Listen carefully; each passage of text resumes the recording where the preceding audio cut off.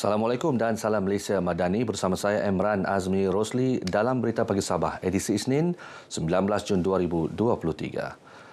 Kerajaan negeri menyokong cadangan pewujudan rumah puisi esei ASEAN di Kota Kinabalu. Timbalan Ketua Menteri Datuk Seri Panglima Dr. Jeffrey Kitingan memaklumkan cadangan diutarakan Badan Bahasa dan Sastra Sabah. Bahasa itu baik untuk sektor pelancongan ilmu, diplomasi sastra dan budaya serta pengukuhan ekonomi negara. Datuk Dr. Jeffrey berkata cadangan yang disuarakan Badan Bahasa dan Sastra Sabah bahasa itu baik untuk sektor pelancongan ilmu, diplomasi sastra dan budaya serta pengukuhan ekonomi negara. Kita akan bantu, kita akan sokong dan kita akan bantu sejauh mana yang kita boleh lah. Datuk Dr. Jeffrey menyatakan demikian kepada pemberita RTM selepas merasmikan penutupan Festival Puisi Esei Antarabangsa kali kedua di Putatan. Para penggiat sastra yang ditemui berharap cadangan itu dapat direalisasikan. Memperkasakan lagi budaya kita, dan pada waktu yang sama kita ada rumah, kita ada tempat di mana kita memperlihatkan bahawa inilah rumah ataupun tempat di mana budayawan berkumpul daripada seluruh negara ASEAN di negeri kita ini. Kita harap ianya akan menjadi satu realiti secepat mungkin. Sebab ianya akan menjadi satu pusat di mana puisi dan juga industri berkaitan puisi akan terus berkembang dan akan menjadi satu produk pelancongan yang sangat hebat untuk negeri Sabah sendiri. Dan ini ada salah satu usul yang baik, paling baik bagi kita dapat mengembangkan genre ini kan, ya, genre baru dalam bidang penulisan.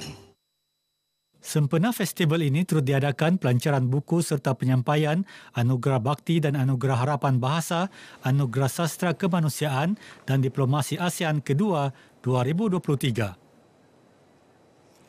Masyarakat disaran tampil menderma darah secara konsisten bagi memastikan bekalan darah mencukupi. Menteri Pembangunan Masyarakat dan Kesejahteraan Rakyat Datuk James Ratib berkata, pendermaan darah secara berterusan dapat menampung keperluan darah yang semakin meningkat. Datuk James berucap merasmikan kempen derma darah sempena Hari Penderma Darah Sedunia peringkat daerah di Dewan Yuyuan Sandakan. Teks ucapan beliau dibacakan setiausaha politiknya, Jendi NC Sangau. Beliau turut menasihati penderma darah agar menjalani gaya hidup sihat serta mengelak untuk melakukan aktiviti berisiko tinggi. Penderma darah yang ditemui gembira dapat menderma darah kerana ia dapat membantu mereka yang memerlukan. Tujuan saya menderma darah adalah untuk membantu semua individu di dalam masyarakat kita di dunia ini yang memerlukan darah. Saya menderma darah ini adalah bertujuan untuk dapat menyelamatkan orang-orang yang memerlukan darah seperti thalassemia, kanser dan kemalangan jalan raya. First time saya menderma darah, masa itu umur saya 33 tahun 2007 untuk budak-budak kanser leukemia lah, macam leukemia darah. Sudah 40 kali lah setakat ni. Kempen tersebut turut dimeriahkan dengan acara senam Zumba, pameran dan cabutan tiket bertuar.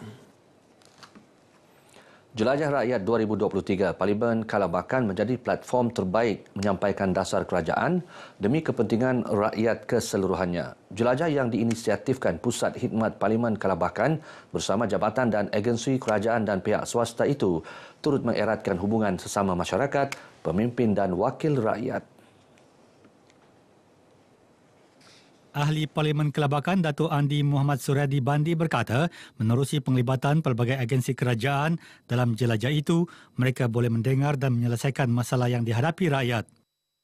Yang paling utama saya fikir adalah untuk kita menyampaikan mesej ataupun polisi ataupun apapun ya, dasar baik yang sedang dilakukan oleh kerajaan ya, untuk memastikan golongan di bawah, rakyat di bawah faham. Sekarang ini kita berdepan dengan pelbagai isu, pelbagai masalah yang saya fikir kerajaan anticipate masalah itu, dan juga kita sedang dalam rangka lah ya untuk membantu ya menyelesaikan permasalahan dan juga memastikan rakyat ni terbela. Datuk Suryadi yang juga pembantu Menteri Pembangunan Perindustrian dan Keusahawanan ditemui pemberita dalam Jelajah Rakyat 2023 Parlimen Kelabakan di Tawau. Dalam perkembangan lain, beliau meminta kerajaan agar lebih mengutamakan pembangunan Kelabakan kerana daerah itu bakal menjadi pintu utama persempadanan Sabah Malaysia, Kalimantan Indonesia kelak. Umat Islam di negeri ini disaran menghayati erti sebenar ibadah korban apabila menjelangnya perayaan Hari Raya Aidiladha pada 29 Jun ini. Pembantu Menteri di Jabatan Ketua Menteri Datuk Ruslan Haji Muharram berkata, penghayatan terhadap erti korban membolehkan umat Islam melaksanakannya dengan hati terbuka sebagai tanda keimanan kepada Allah Subhanahu Wa Taala. Kita mengharapkan pada mereka yang untuk mengambil ibadah kurban ini mungkin perlu jugalah untuk mengetahui serba sedikit untuk menambah fadilat. Datuk Ruslan menyatakan demikian selepas Majlis Ruqyah Hilal Negeri Sabah 2023 di Balai Cerap Al-Biruni Putatan. Sementara itu, Mufti Negeri Datuk Ustaz Haji Bungsu Aziz Jaafar berkata, Majlis Ruqyah Hilal berjalan lancar. Pejabat Mufti Negeri Sabah dibantu oleh agensi-agensi kerajaan pada JUPEM, daripada Jabatan Ukur, daripada beberapa pihak lain, termasuk daripada swasta pun ada. Majlis diimarahkan dengan bacaan surah Yasin disusuli penerangan kaedah melihat anak bulan oleh Timbalan Mufti Negeri Sabah Datuk Abdul Manaf Lakariba. Permohonan pembekalan air bersih dalam Mukim Bunga Raya Keningau perlu dipercepatkan Jabatan Air bagi mengatasi permasalahan air di mukim berkenaan. Pembantu Menteri Kerja Raya Datuk Robert Tawik memaklumkan ketika ini Jabatan Air Sabah Keningau mengagihkan air bersih menggunakan lori tangki air secara berjadual di kawasan terbabit. Penduduk kampung Bunga Raya telah pun lama menunggu untuk mendapatkan bekalan air bersih, yang mana pada musim sekarang ini adalah musim kemarau, dan juga bekalan air graviti yang ada di kampung Bunga Raya ini telah pun terjejas. Datuk Robert ditemui pemberita RTM selepas merasmikan Pesta Keamatan Anjuran bersama Jawatan Kuasa Pembangunan Keselamatan Kampung JPKK dan kawasan rukun tetangga di Keningau. Beliau yang juga adun bingkur mahu rumah pam air di Mukim Bunga Raya dinaik taraf kerana rumah pam sedia ada tidak lagi mampu menampung kapasiti bekalan air bersih kepada penduduk kampung yang semakin ramai.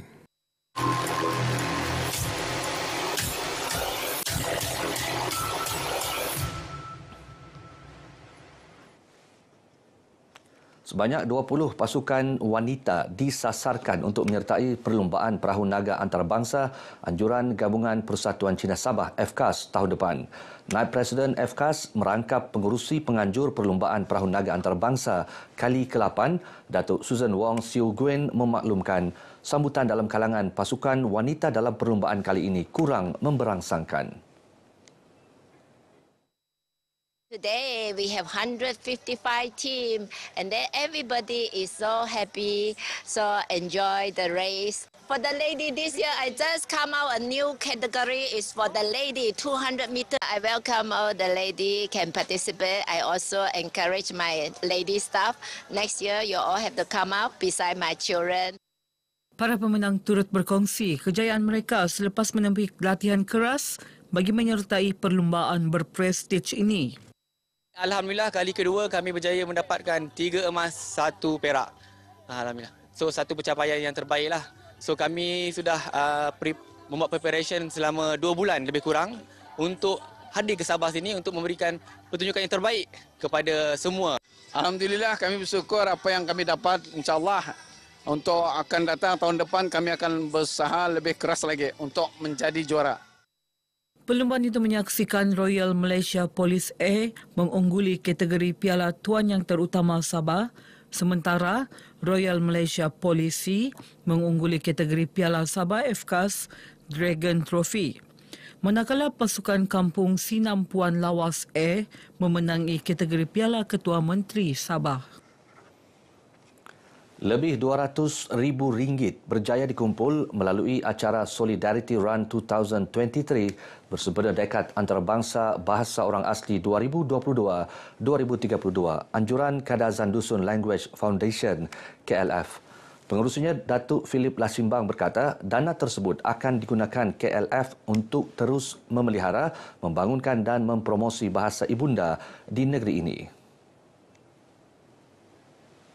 Memang tujuan kita untuk memberi kesedaran terhadap bahasa ibunda, bahasa yang semakin lama makin pupus. Jadi ini satu platform kita untuk memberi kesedaran kepada semua etnik, lebih-lebih yang etnik minoriti lah yang belia begitu, dan ramai dari sekolah-sekolah yang menyertai, dan saya senang hati lah, positif. Datuk Philip berkata demikian kepada media selepas merasmikan penutupan Solidarity Run 2023 di Penampang. Peserta yang ditemui mengalu-alukan penganjuran Solidarity Run ini. Perbanyakan lagi lah, bukan setakat daerah Penampang, daerah-daerah yang lain. Sebab selepas pandemik kita kurang aktiviti-aktiviti sukan. Jadi yang macam ni cara untuk meningkatkanlah aktiviti sukan, bukan setakat lari. Program ini dapat memberi semangat kepada anak-anak muda di luar sana untuk berlari, untuk menjauhkan daripada benda-benda yang tidak berfaedah. Kepada penganjur, program ini sangat digalakkan untuk anak-anak muda di luar sana untuk terus berlari. Lebih 2,000 peserta menyertai acara ini yang menyaksikan Muhammad Fazli Patman dan Aznil Faiz Ismail muncul juara bagi kategori veteran dan kategori terbuka.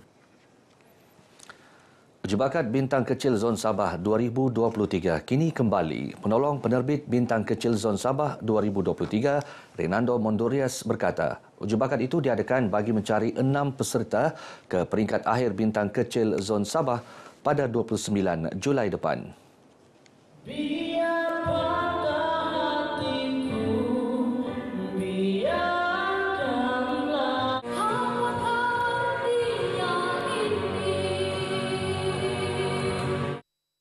Di Kompleks Kementerian Komunikasi dan Digital, seramai 20 orang kanak-kanak menyertai uji bakat ini. Uji bakat ini akan diadakan jugalah di stesen-stesen daerah seperti Sandakan FM, Kening FM, Tau FM dan juga di wilayah Persekutuan Labuan, di Labuan FM.